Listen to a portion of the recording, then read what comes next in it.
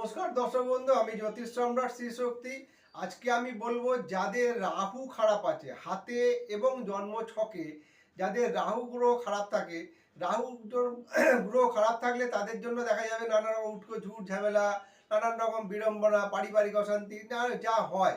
এবং রাহু যাদের খারাপ আছে, যারা মহারত্ন ধারণ করতে সক্ষম হচ্ছেন না, তাদেরকে বলবো যে রাহু যদি খারাপ থাকে তারা কিন্তু দেবী ছিন্নমস্তার পূজা আপনারা করতে পারেন। দেবী ছিন্নমস্তার পূজা করবেন এবং যদি সম্ভব হয় ছিন্নমস্তার যন্ত্রম ধারণ করতে পারেন। এবং তাও যদি সম্ভব না হয় তাহলে আপনার টোটকা হচ্ছে প্রতিদিন আপনি কি করবেন, কর্পূর দিয়ে মন্দিরে আরতি করে আসবেন। কর্পূর নিয়ে গিয়ে মন্দিরে, যে কোনো মন্দিরে, আপনার পার্শ্ববর্তী কোনো মন্দিরে নিয়ে গিয়ে আপনি আরতি করবেন।